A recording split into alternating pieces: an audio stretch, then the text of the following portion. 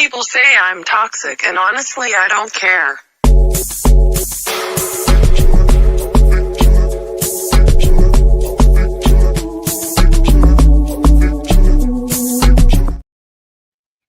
Hello, good. Why is that on the loop? Oh, live. We love this. Is it going to loop again? Oh, I know what it is. Right, let's take that off. Good evening, good night, good morning, good afternoon, wherever you are. I'm here. I'm Abs of October Red. I'm joined by Matchroom CEO Frank Smith, who has been a very, very hard man to pin down. We had a date yesterday, Frank. I was all over the socials. People were writing questions that they wanted to ask, and it was like, oh, you left me hanging.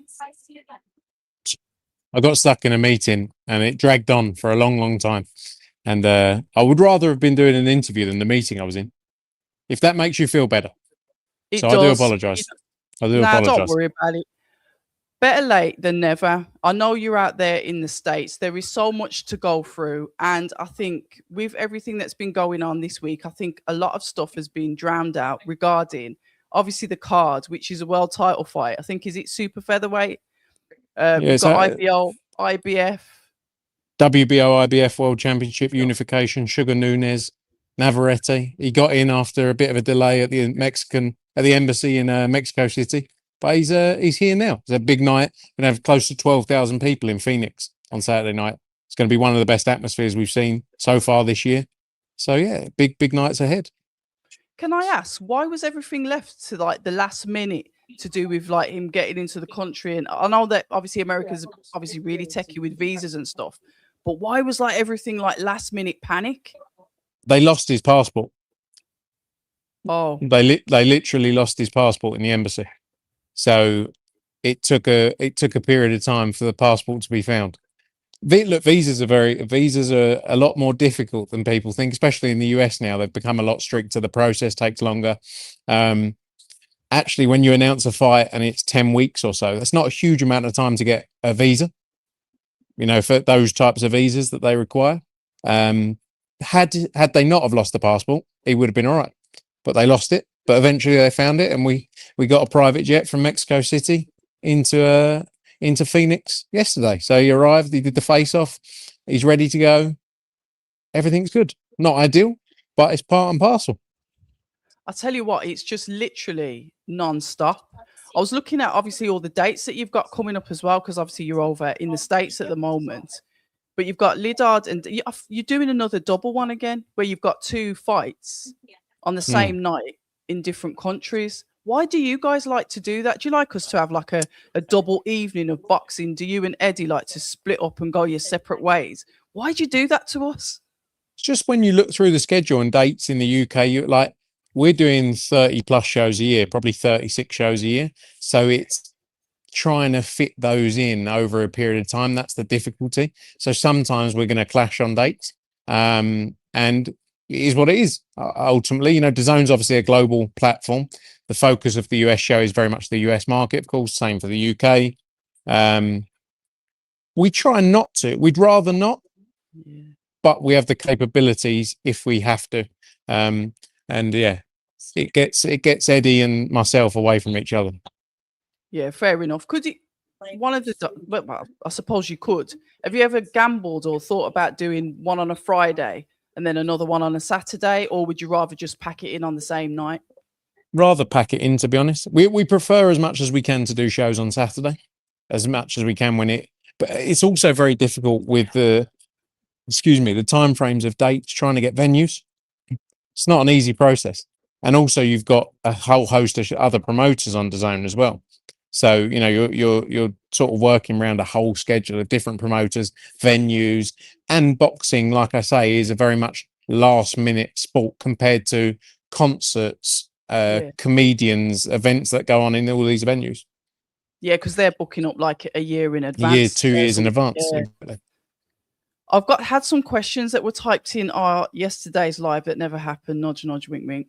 Liam has asked, he's going on about the Australian stuff. He was asking any new Australian signings, and he's mentioned 3 names. So this is from Liam. He's mentioned Matteo Tapia, Dylan Biggs, and John. I think is it Manu? Yeah. Any names that sound familiar with you? I've heard of all of those names. Yeah. I mean, we are working on new signings. We've got 7 shows a year now with Fox, obviously part of the DAZN group, but 7 shows a year in Australia now. And we're working through new signings. We've got a number of Australian fighters already. Our first show will be announced very soon, hopefully in the next week. And excited about what the future holds there. You know, it's a big market we believe can be very successful. It already is successful in boxing. But yeah, we're excited to get started. Also from Marek, this is also from yesterday's. Ask any news or any fight news, and are these still your fighters? Lenia Paro and Justice Honey. Yes, we're working through. Actually, we had some discussions on both of them yesterday, working through what's next. We did try and make a Lenia fight for January time, but it wasn't ready. So as soon as there's news there, we'll update. And Justice, we're working through what's next. Okay, fair enough. Guys in the chat, welcome to all of you this evening. Thank you very much for joining us in our postponed live. But like I said, it's better late than never. Frank, so much has happened. I saw you Wednesday, and I was grateful to be invited to the red carpet event where you announced, that you were signing extra deal with DAZN, a continuation to 2031 at this time. So that's that 5-year extension. It was a really great evening, good vibe to it. A lot of the fighters were there. We got to speak to them. We got to speak to you. And all of a sudden we get the news about Conor Benn. I do appreciate you've done 680,000 interviews on this. I really do appreciate that. There's a couple of things that I want to pick apart because you're quite frank, as it were. You're quite open, you're quite honest, and you say what you think. You're very black and white, and I like that. There's a lot of things that have come out of it, but what was strange, Frank, and where I want to, because this whole thing kind of stems from this, we spoke about obviously Riyadh season, getting involved with all of you promoters, and I said, learning the tricks of the trade, and then all of a sudden going over to Zuffa, and I said, I was like, are you happy with that? I don't know if I had a spidey sense, a sixth sense, because I promise you I didn't know anything. But then Conor, after how many years, I was there when he was supposed to fight Chris Eubank Jr. the first time. I saw the palaver that happened with it. TalkSport got reeked in hundreds and thousands of views from that very topic, with Eddie Hearn going on there backing him. How has this even come about is my question. It's money, ultimately.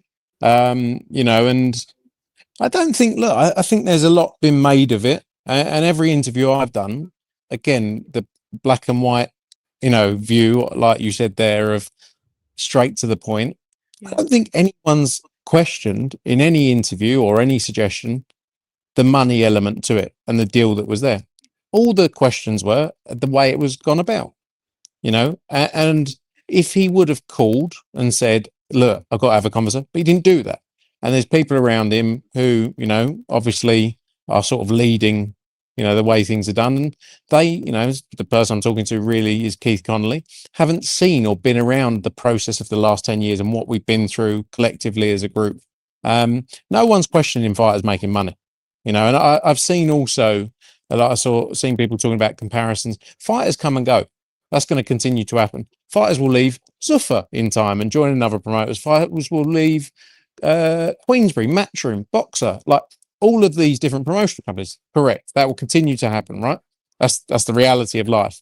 I think the difference is it's very hard to compare this situation to any other, because of what we've been through, and I think that's really a standalone. The Conor Benn relationship with Matchroom is a complete standalone to any other relationship over the last, because of what happened. Everything that had happened, all of the investment, time, energy, etc., etc., etc. Like there's no point going over it, but it is different. It's different to a fighter leaving after 3 years or 2 years. Do you know what I mean? It's a different, completely different animal. But like I've said, it is what it is, and on we move. Because if we spend too much time going over old ground, we're not going to focus on what makes us what we are. So, let's keep moving forward. And people saying, would you work with him again? Boxing's a crazy sport. Anything's possible, but it changes the relationship. because then it becomes transactional, purely transactional, and we will do what makes sense for us as a business. And like he's done here, he will do but that's fine, you know, and that will always be fine. But again, there is a way to process these situations and deal with them, I believe. And again, I said in my interview the other day, I may be wrong. If you judge everyone else on the way you would do things, that's the wrong approach to it, you know, and you just have to understand that everyone's different and going to handle things in different ways. One of the alarming things, and forgive me if you think, why is this alarming? It's the interview that Eddie did with IFL, the late night interview when the news broke, everyone was waiting for it. And Eddie intimated the fact of the closeness of your relationship, that he wasn't bound into a contract, which I know I've got this picture in my head. You guys have got your fighters not nailed to a cross, as it were, but the T's are crossed, the I's are dotted, everything's there, everything's succinct, there's no overlap. When somebody's coming up to like 6 months before the due, you start to renegotiate. Are they for us? Are we for them? Etc. etc. So I think the most alarming part of that interview for me was hearing that he wasn't necessarily in contract. How does that even happen? Why did that happen? It was probably a mistake. Let's be honest. Like, people make mistakes, and you know, maybe the view was that the relationship was bigger than the contract. But that's the reality of it, you know. And again, you live and you learn. You can't spend too much time going, "Oh shit, it's happened."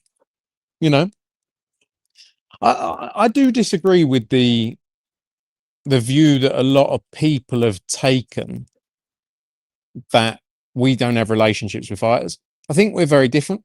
I have very good relationships, and Eddie has relationships, and different members of our team have close relationships with the fighters that are more personable than just commercial relationships, right? I was playing FIFA in Leo Tang's room at 2:00 the other morning. There was loads of us in there, so you know, but like, it's more than just a bond of, like, money is money, and we, of course, as a business, have to make money, otherwise we wouldn't be it. Every business is the same, you know. It's not like boxing, just this wild thing where it's just you go and do it because it's nice, you know. We want to make money, yes, of course we do, but we have a real relationship with fighters, you know. So I disagree. That's one thing I disagree with. As cold as I can be and emotionless and straight to the point, it doesn't take away from the fact I will do what's right for people, because you build a relationship with someone, you know. So I disagree with that standpoint. We made a mistake. We should have contracted him. Again, you live and you learn, and you go from there and you go, right, can never let that happen again. I can personally speak from being at a lot of the press conference, being at these social events that you've invited the media to.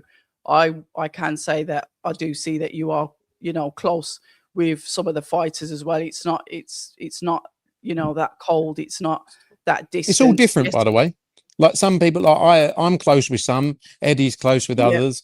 You know, Tom Dallas is close with some, Kevin Rooney's close with some. You know, it's all different, because you can't. There's only so many people you can have like that close of relationship to, because there's only so much time in a day, of course. But that's the point of having a team of people that are respected and liked as well. So, but that is something that's important to me, because I think that's the big difference between what you've got with someone like us and other promoters, by the way, and someone like a Zuffa, because Zuffa is quite cutthroat. It's a big commercial organization, TKO, that is just driven solely by numbers.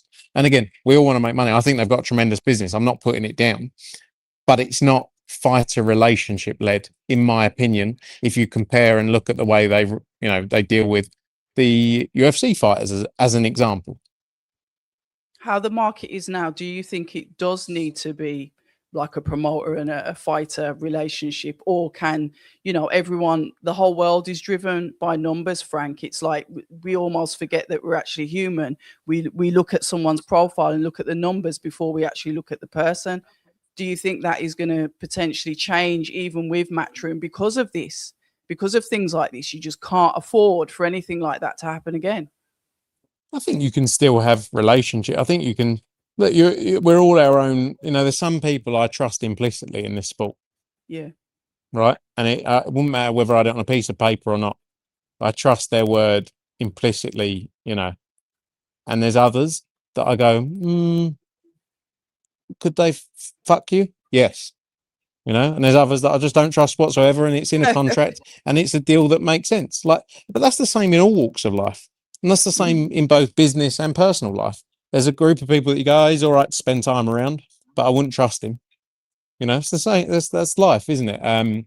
So I don't think it probably changes things in a sense of everything has to be like years ago. We didn't used to have contracts, Didn't you? but it was no with a lot. I'm talking many years ago. It was a different world, you know, because it was like our word is our bond. And if you ask anyone in the business as well, if I tell you I'm going to do something, right, whether it's verbal or on a WhatsApp, like you don't need a contract.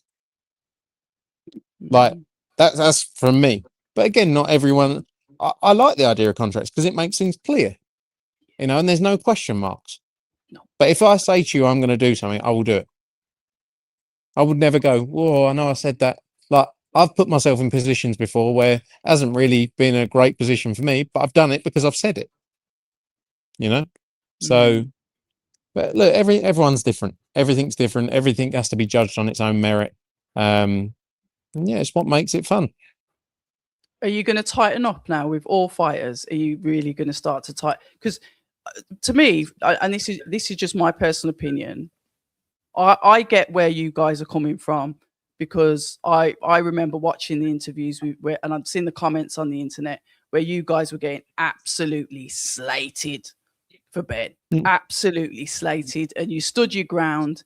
You might not have agreed. Say, for example, I think you went on the Piers Morgan show, so there was a little bit of a hoo-ha around that, but you still stood strong. So learning from that experience, like you just, from how I see it, Frank, you just can't have any friends in business. It's like, yeah, I'm cool with you, but you better sign there because I don't trust you. Or is that just me? I don't know. I don't think you can let it change you. You know, like as soon as you let things change you as a person, it can change the form, you know, the formal side of it, right? Where yes, everything's stopped, but it shouldn't let it change you and take all emotion out of decisions with people, you know, because you still want what makes you what you are. Like, I think what makes us what we are is we do care about fighters, you know, and that cannot change just because this situation's happened, you know. I'm going to touch on your best mate in boxing, which it's not me. It's Ben Shalom. I posted yesterday on my socials. I saw him flash up. And to be fair, I did a live after the news with like Conor Benn. I did a live. It's like, what's going on? Thought it was a joke. Thought it was AI, all the rest of it. I spoke about the Dear John letter. And I said, I bet you any money, Ben Shalom is going to be laughing his head off, because he would be. Why wouldn't he be? And then he went on to TalkSport yesterday, and he mentioned a few things. And one of the things that I found, which could be quite damning, is the fact that he mentioned that you potentially interfered with the contract or the agreement that they had in place with Ben Whitaker. It's almost like, how can they get upset about Conor Benn leaving when obviously, you know, well, look what happened with Ben Whitaker. And secondly, how can Frank Smith, who he said he doesn't even like to mention your name, how can you talk about loyalty when you sided with Conor over your own brother-in-law, which was personal? Yeah, I mean, look, on the first point, categorically, we didn't interfere with Ben Whitaker's contract. If he wants to throw claims around like that, good luck to him. You know, we didn't. He was a free agent. I think also, as I've said, every decision has to be based on its own merit, right? Our relationship with Conor was built over 10 years, and I don't think it can be aligned. And I actually saw Spencer Oliver said this as well. It can't be compared to any other. This is my opinion in terms of what we've been through. So, and I think that with every relationship, no one knows, you know, than you and the other person as to what exactly has happened, you know, in terms of what you've been through, etc. No one knows that. You know, the internet, there's a lot of talking, but only you know what you've been through and like how those times have been tough, etc. I don't think you can compare the Ben Whitaker thing to that. I'd said after the Ben Whitaker thing, I wasn't rubbing it in their face. I said, I don't think they did a good job for him. That's why he left. If they would have done a good job, he never would have left, right? You know, that's just my opinion. Doesn't mean I'm right. That's my opinion. I'm allowed to have an opinion, just like he's allowed to have an opinion. And I don't feel you can compare the two, the Ben Whitaker situation and the Conor Benn. And like I said, fighters are going to continue to come and go from different promoters, right? This is just a one in a lifetime situation because of everything that happened that built up to this moment. And again, no one is questioning the decision to leave because of money. It's just the way it was gone about. Anyway, we move on from there. Fine. The piece around, you know, for me, the family piece, you know, this talk about loyalty. Loyalty is built up between two people over a period of time, right? And my loyalty is with my missus, right? I would do anything for my missus. I love her to bits. I'm the softest person on that side that you could ever meet. I would do anything. Emily Eubank, yes. Yeah, I would do anything for my missus, right? Chris and I, no one knows our relationship, right? To judge it. Not one person outside of myself, Chris, Emily, and some, you know, no one knows. So for someone else to sit there and say his loyalty should be to his brother-in-law, I've never had a relationship with my brother-in-law, right? He's never had a conversation with me. He's never sat down with me and gone, how are you today? Have you got a brother? Have you got a sister? What are you interested in? He's never had a conversation with me. I spent a lot of time around him, you know, and I can sit and talk to anyone about anything. Talk to me about whatever you want, right? And I'll talk to you about it. I'm not arrogant. You have to play up to me. I'll be there and I can talk to anyone. I've done it for years. So I don't have a relationship with him like that. I don't have a relationship with him like that. Where I have loyalty to him because he has no loyalty to me. I don't expect anything from Chris Eubank Jr., right? I never have, never asked him for anything in my life. And people can have their view on the internet of you did this, you did that. When the whole situation happened, I couldn't win, right? On one hand, I had the family side. On the other hand, I had my job, a job that I've been in since I was 14 years old, 16 years old. I couldn't win. So at that point, I really took myself out as much as I could because it didn't make sense to me. You know, as I'm sure anyone would say, actually, yeah, doesn't really. I got deeply involved around the first fight that was supposed to happen when it came to Chris saying, I want X million to fight Conor Benn, right? When all this was going on. I was in Chris's room 2 days before that fight, or 3 days, something like that. I'm not going to say categorically, but 2 or 3 days. And I sat with him and he was saying, I want this to fight. And I said, look, it's not going to happen. So let's just leave it, right? I was the one who walked out the room and went, let's just leave it. And I said, you can ask the people around him at the time. John Wishusen was a trusted family friend of them. I said, I'm delighted it's not happening personally, on a personal level, because I can't win, right? So there's that. There's the situation then, you know? And if he wanted to fight him, that's up to him. If he wanted 10 million quid to get in the ring against him, that's up to him. Didn't happen anyway, but that, you know, he didn't have a problem with it, right? So you judge me on that. Say, what did I do wrong in that situation? Nothing, in my opinion. But I will always answer every question. Beyond that, I then push so hard for the fight. And I don't think you'll find one person, right, outside of those two fighters that had more of an impact in that fight happening between those two guys, right? From the negotiation of the first time round, making the fight, to then the next two fights, I pushed, and it was the best thing for both of those guys' careers. Chris made 4 times as much money as he's ever made in his career, right? Life-changing amounts of money. He was very successful before that, but, you know, so I did what was right for the client I represent, and Chris got what was right for him, got a load of money. Right, so in there, what did I do wrong? I never picked a side. I never, you know, obviously had a side to pick in terms of I have my job. I never in an interview went, Conor Benn is going to go and knock Chris Eubank's head off, did I? I never said Conor Benn is going to beat Chris Eubank. No, I didn't say anything. So please, and I would sit and answer every question someone could come up with because I know I'm right. in my own mind as to what I did in that whole situation. And like I say, Chris owes me nothing, owes me no loyalty. I don't expect anything from Chris. Never asked Chris for anything. On the flip side, I owe Chris nothing. I would never do anything to put, I would never do anything wrong to him. But I would sit and answer every single question someone asked me with true honesty and a good feeling in my heart that I always did the right things. Again, people can have an opinion on that, whether, no, they disagree. Fine. That's their opinion. I know I did the right things. So cool. Let people say what they want about me. But no one knows outside of me, whether I did wrong or right. And I'm the kind of person, if I'm wrong, I'll go, I'm wrong. And I'm the kind of person that would sit there. If Chris had a conversation with me, I'd sit and talk to him. He's never done that. Chris, in the last 2.5 years, has never said, let's have a conversation about this. And I think that with a lot of people are manly enough to go out there and make a big song and a dance of it, but can't sit and have an honest conversation. Right. And I will do that with anyone. I would always do that with anyone. So for Ben to come out and say about loyalty with my brother-in-law, he doesn't have a clue. I know things about Ben that would end him, right? And I'd never say it because it wouldn't be right of me to say it because of the people I bring in to say it. A lot of people know about it as well. He knows what I know about him because I'm not a liar. I've said it to his face. And I'd end his career with it. But I'm not going to say it because because I don't think it's right. And people think I'm jealous, this, that. I'm not jealous of him. I don't have a jealous bone in my body. No, that's not the character I am. So again, it's easy for people on the outset to have a view and say things without knowing the facts. And we're all guilty of it, by the way.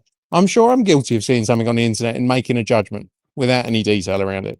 But like I say, I will sit there and answer any question anyone ever had because I know I don't lie. So it's easy. And you might not agree with what I say, but I'll be honest about it. And that, I can't argue with that. Frank, let me go to the chat because people have been putting questions in here and I'm not ignoring them intentionally. Right, here we go. Toby Ringirl Bartlett. He loves you ring girls, by the way. Toby Bartlett is one of your Matchroom fans. He said, this is going to be very interesting. Straight talking with Frank Smith and Abs. Can't wait for this one. Hakan says, good evening or good morning to you. Hi, both. Hope you're well. Felix Cash still with Matchroom? And this is from Mark. Is Felix Cash still with Matchroom? And if so, do you have any plans for him? He doesn't have any fights with us. I still have a good relationship with him. I think he came to the office about 2 or 3 months ago and said, look, if anything ever comes up that makes sense, of course, we'll look at it. But no fights currently. Okay. Mark goes on to say, is there any more news on this Belgium card, which Eddie was talking about? And do you think you'll return to Ghana this year? Eddie's head of Belgian boxing, so I'll let him release that. Ghana, we're in discussions right now. I think we're just working through it. We'll definitely return. We're just working through a bit more detail on it right now because, again, it's one of those things that has to fit within the overall schedule. And we got a big team of staff that are working on so many different things. So it just needs to align with the dates. But I'm very confident we'll be back there with the legacy team creating another magical night. Oh, here we go. We've got the signature 7585. I love stuff like this. Frank, my 12-year-old son has started a hair brand called Serpent. Could he send Eddie some freebies via you? Yeah, send it to our office. Oh, what are you trying to say? It won't work for me. Send it to our office. Yeah, Chili Beef says, I always enjoy these lives with you two, and we enjoy you guys listening as well. Hakan goes on to say, is Elif Nur Turhan homecoming in Istanbul planned for May or June? I'm not sure about the exact date, but there is plans for a homecoming. Eddie was obviously in Turkey a week or two ago now. Yeah, and that's the aim, is to do that. And yeah, like with everything, our focus as well is global growth of the sport, and we're very excited about trying to make something work there. Right, Technique 539 says, and we're going to touch on this as well. It's going to be the final topic. Is the boxing on DAZN? And did you hear that Zuffa is signing potentially with Sky Sports? Is the boxing on the zone? What boxing? I think, I don't know, because I don't know where we were in that conversation. What about the Zuffa with Sky? I've heard the rumours. Yeah, I mean, yeah, obviously they've got a show coming up with MVP on April 5th. They will definitely have intent to stay in boxing in some way. So yeah, look, it'll be interesting. I think it's a lot of fun, the whole thing right now. You know, it adds a bit of adds a bit of excitement to the game.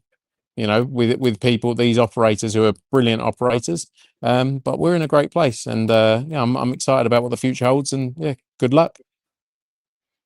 Somebody's giving you a nice compliment here. Just Meister, 1976, born a year before me. Because shush, Frank, make a brew and sweep the floor. It's not very nice, is Oh, thank you, mate. I'll get on to that now. In your maid's outfit. 68 DG, thank you very much for the super chat. Boxing needs to come together like the Avengers to defeat Turkey and mouthpiece Dana. It's a fight we traditional boxing fans can win. I love that support. What do you think of that, Frank? Yeah, but look, we continue to have a relationship, obviously, with Turkey Al Sheikh and Riyadh Season and Sela, you know, and doing great fights there. The Zuffa piece, look, I think competition is great, and I don't think Zuffa is ever going to take over from traditional boxing. You know, I don't think what they did in UFC is going to be possible in boxing, and we're excited about what's ahead. You know, and I think competition is always good. You know, investment in a sport is always good. You know, and it doesn't mean they can't stand, you know, alongside each other. You know, it doesn't take away from what we're doing. It's going to be a fun few years. Competition is good, and I do agree with you with that, Frank. But as we've seen in the reports recently, Frank Warren now, as you know, said that, you know, there's potentially some contract breaches, you know, what's been reported, and he's actually now in the process of potential lawsuit against Sela. I mean, what do you think of that? Yeah, look, it's difficult for us to speak on it, or me to speak on it, because I don't know the facts. You know, even Frank was limited in his comment, I think, in some of his interviews. That process will play out, whatever that process is. You know, so, and I'm sure both sides will have their view, as with anything, you know, and it's not for me to pick sides. Obviously, both sides will. We have a great relationship with Frank now and Queensbury. We have a very good relationship with Riyadh Season, Turkey Al Sheikh still, you know, but you know that's a process that will play out between those guys. It's hard to say much more than that, in truth, because I have no clue about it.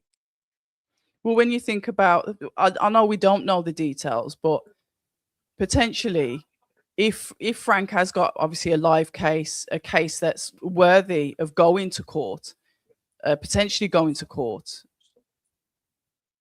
is there potentially a knock-on effect? If there's a blueprint, say, for example, Frank's got a complaint, don't know if it's to do with contracts, we don't know the ins and outs, but is there a potential that Matchroom could then potentially be following suit because there's a bit of a pattern with the fighters? Say, for example, if your fighters start, I don't know, disappearing and going off to Zuffa, fair enough, they've got Jai Pattaya, they've got Conor Benn. We noticed that obviously Tyson Fury is fighting on the Netflix and Ring magazine. You know, is there a potential undercurrent there that could have a knock-on effect and end up with yourselves? I mean, look, every situation, every scenario, and it's will have its own, like I said again, its own merits. Like, you know, if we've got fighters that anyone else is trying to take who are under a contract, then that's obviously going to cause issues. You know, but yeah, but we will in the next few days hopefully get everything together with BAM, and you know, we obviously, as we spoke about before, matched the proposal. You know, so look, it's again, you're talking about hypothetical, like we don't know what we're talking about, really. You know, so it's a crazy business. There's always been, boxing's always been a mess. It's not going to change, is it? No, it isn't. Let me jump back in this chat before I let you go, Frank. Can we expect to see Matchroom having Katie Taylor's last ever fight in Dublin? We're working on it now.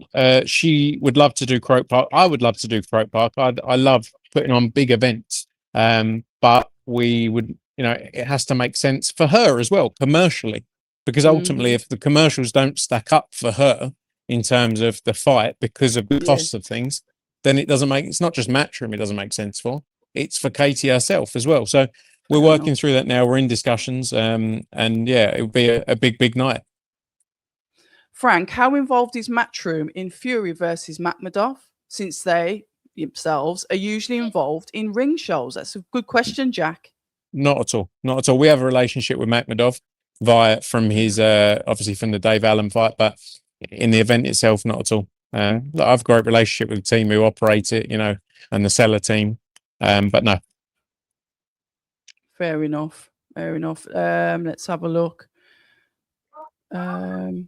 Somebody's asked, what's your gym split? Surely you have been on the weights. I think somebody's obviously watching your Instagram stories where you've been doing some weights in the gym. I've been training twice a day. I do an hour of cardio and an hour of weights a day. Fair enough. Training for my Misfits debut. Yeah. Against who? Whatever pays the most money. I like it. Ikram San, thank you very much for your 35 ZAR. I'm not good with currency. Frank, maybe you can tell me how much that is. We need a sequel called Frank Smith selling punnets of strawberries in Hull. Comments are so random, but I'm going to read that out. I'm not quite the strawberry salesman as my gaffer. There you go. Chili beef, and it's the last one I'm going to do. Did you make peace with Simon Jordan off the camera? What happened with Simon Jordan? No, I mean, I've got to be honest. The last few times I've been around him and spoken to him, we've been okay. Look, I'll be honest with you. I only ever responded to things people would say, and look, we're in a business where, because of not so much you, but certain people say things, and then it causes a friction, and you respond, and then it goes back and forward, and he goes, "Oh, he's a T-boy, I don't care." And then I'll respond, he'll respond, I'll respond, he'll respond. The last couple of times I've been around Simon have been very pleasant. I did the podcast with Simon. I was on their show the other day. It's been fine. And I've always said, we're not going to agree. Just like not everyone has to agree, and like, he is very good at what he does. He's brilliant at what he does because everyone talks about him. And everyone talks about the things he brings up. So, like, well done. But yeah, it seems okay. So, final one for me. Listen, guys, thank you very much for putting your comments and questions in the chat. Apologies if I didn't get to go through all of them. This man's time is very precious. Frank, I know this is absolutely absurd, and you can tell me to literally jump off a cliff if you want. Wouldn't say that, but well, you know what I mean. Would you ever entertain if I did a live with you and the other guest being Ben Shalom? Would you ever do that? No problem. Would you? Of course. Okay. I'm going to try. Listen, I've been trying to contact Ben, but he ignores me.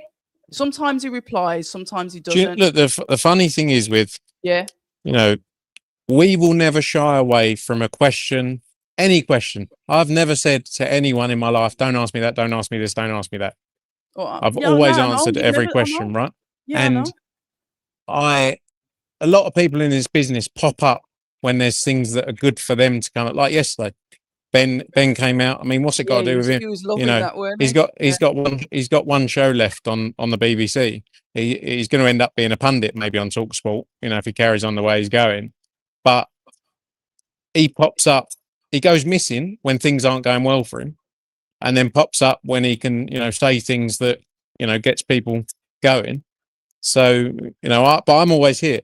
Good times, bad times, I'm always here answering your questions. Frank, did you just say he's got one show left on the BBC? Yeah, well, that's all. He had a 4-fight deal, didn't he? So that's coming up in April. Okay, I'm gonna try and get him on. But listen, Frank, I appreciate your time so much. I will see you when you're back in the UK. Look after yourselves. Stay safe. All the good stuff. Thank you to all the chat. Ladies and gentlemen, au revoir. Frank, thank you so much. Thanks very much. Good to chat. Always. And I'll see you soon. See you soon. Let's. People say I'm toxic, and honestly, I don't care.